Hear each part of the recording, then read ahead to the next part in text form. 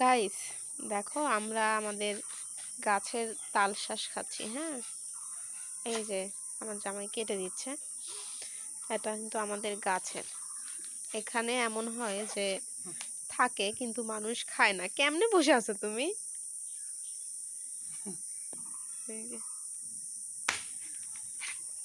কাটো।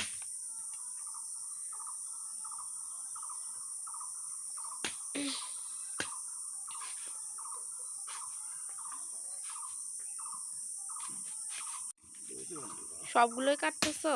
হ্যাঁ, কাটো,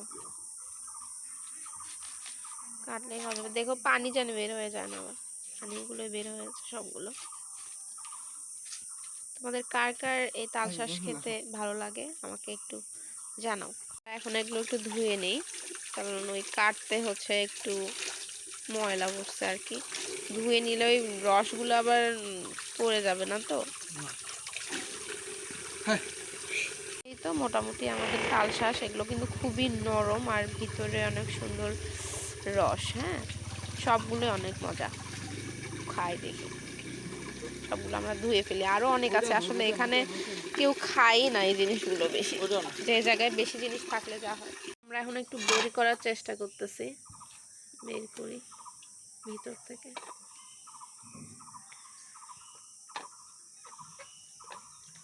পানি বের হয়ে যাচ্ছে।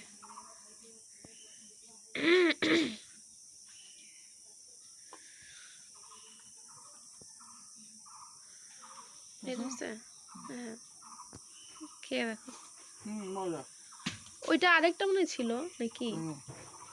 তিনটায় বের হয়েছে। মানে বগুড়ায় যখন ছিলাম তখন এগুলো কিনে খাইতে হয়েছে। আর দেখো এখানে আসলে দূরে হওয়ার জন্য এমন হয়েছে যে বাসায় নিয়ে যাওয়া পসিবল হয় না, বা ওইভাবে খাওয়া পসিবল হয় না। যদি কাছাকাছি হতো তাইলে তো সমস্যাই ছিল না। চোখে চলে এলো আমার।